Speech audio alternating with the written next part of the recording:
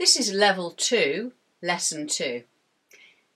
In lesson 1, I talked about an alternative set of changes for bars 5 to bars 8 in the A section of both Honeysuckle Rose and Scrapple from the Apple. In this lesson, I'm going to talk about the middle 8. In Honeysuckle Rose, we have a couple of dominant sevenths moving in fifths, and then it moves down a minor third, and then down a fifth. So just to recap, that's F7 for 2 bars. If you're a trumpet or a saxophone, just check the PDF so you can keep up with us in your particular key. But if you're a trumpet, that would be G, or a tenor sax, that would be G7, and if you're an alto, that would be D7. So we've got 2 bars of that. We can think of it as our home key made into a dominant seventh, but we're not actually going anywhere. It's just there for the sound. And then we go down a fifth to the 4th chord, make that a dominant seventh, that's B flat 7. Then it leaps down a minor third, which, as I said, is chord 2 with a major third, and then chord 5, and that's our dominant of our home key. So what I'm going to do in Honeysuckle Rose and also in Scrapple is insert another chord. So what chord can you insert when you get a string of dominant sevenths? Well, if you think of the first chord, which is our home key F7, if you imagine it's actually a dominant seventh belonging to B flat, we're not going to go to B flat just yet. And in fact, when we do go to B flat, that's also a dominant seventh. So we don't feel that resolution that you would feel to just a normal chord 1, because it's got the flat 7. If you think of that as a dominant seventh of B flat, then chord 2 would be C minor. That's 2, 5, 1 in B flat. So we're going to take C minor, chord 2, and F7, and then when we go to B flat 7, instead of just playing B flat 7, or the 4th chord, we're going to precede that with a minor chord. So if you imagine B flat 7 is the dominant chord, chord 5, chord 2 will be F minor, and B flat will be the 5th. And we leap to the chord of G7, which is kind of like chord 2 but major, or you can just think of it as a leap down a minor third from B flat to G. So if we've got G as the dominant, chord 2 will be D minor, and G will be the 5th. And then our final 2 bars were C7. So if that's chord 5, chord 2 would be G minor. So it's literally 2, 5, 2, 5, 2, 5, 2, 5. And that's C minor, F7, F minor 7, B flat 7, D minor 7, G7, G minor 7, C7. In Scrapple from the Apple, you can apply exactly the same thing. So if you start with the first chord, which is concert A7, if you think of that as chord 5 of D major, although we never go quite, we do go to D, but we make it a 7. So as I explained, it doesn't really resolve properly. If you think of that as chord 5, chord 2 will be E minor. So it'll be 2, 5.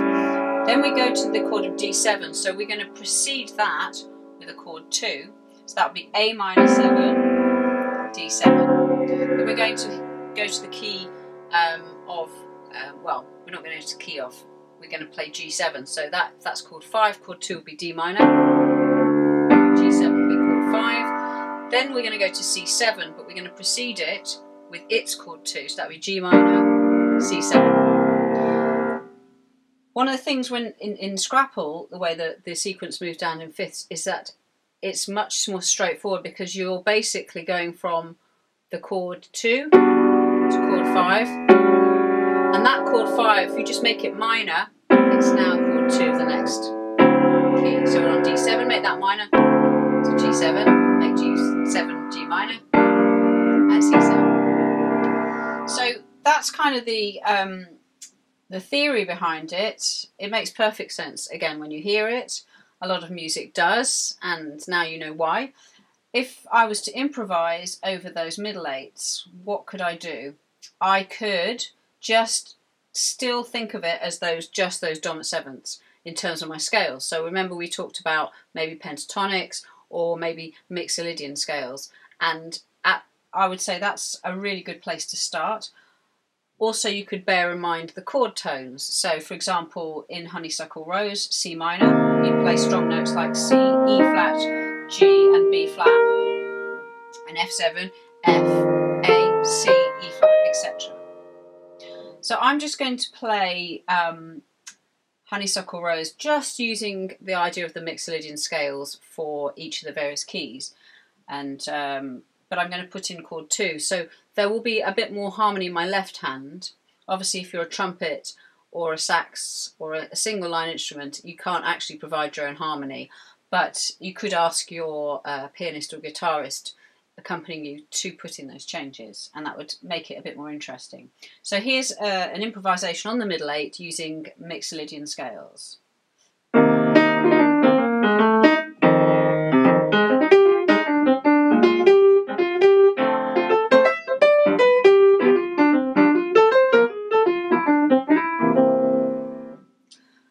If I do the same thing on Scrapple, precede every dominant chord with a chord 2, but this time I'm going to focus on the chord tone. So this will sound more like an exercise, but it's something that I would do unconsciously in my improvisation, but I probably would disguise it with passing notes and stuff, rather than just think chord tones, chord tones, chord tones. So here's a Scrapple with chords 2 and chord 5. Okay.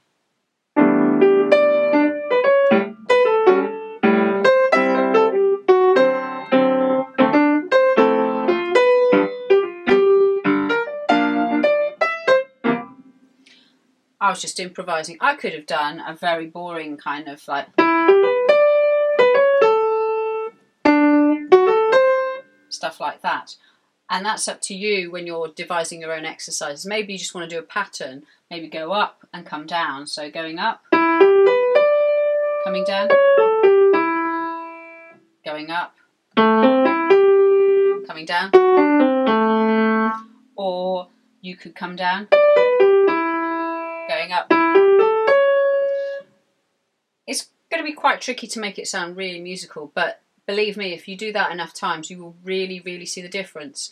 And I say this from experience, having taught many classes in person with groups of people, and it really, really helps you get through changes. It's very easy to apply to all tunes, and if you've got a tune that's particularly tricky because it goes to a different key and modulates, it's a really, really good way to really understand the harmony if you're not playing the piano, because as soon as you play a chordal instrument, of course, it's slightly easier because you're thinking harmony. But if you play a single line instrument, maybe the flute, you might find that you're not quite as secure in the harmony as you thought. But after doing chord tones on a tune, you'll find it's much, much easier to play.